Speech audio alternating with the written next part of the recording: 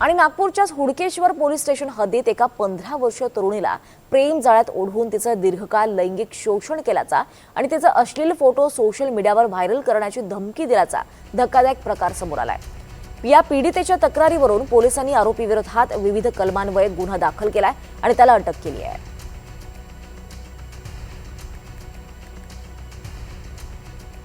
तिकडे वसई विरार महानगरपालिकेच्या महासभेत पाणी दरवाढीच्या मुद्द्यावरून शुक्रवारी मोठा गदारोळ झाला।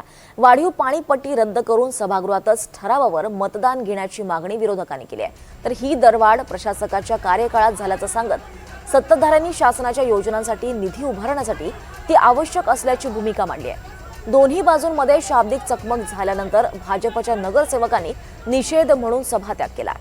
यावेळी नालासोपाराचे आमदार राजन नाईक हे प्रेक्षक गॅलरीत उपस्थित होते। दरम्यान पाणी दरवाढीच्या गदारोळामुळे शहरातल्या पूरस्थितीवर अपेक्षित चर्चा न होताच महासभा गुंडाळण्यात आली।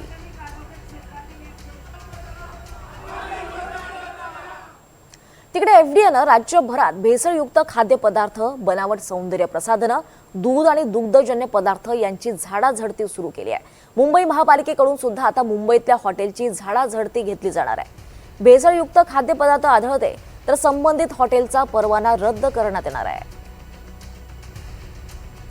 आता महापालिका सुद्धा झाडाझडती घेणार आहे, हॉटेलची झाडाझडती घेणार आहे।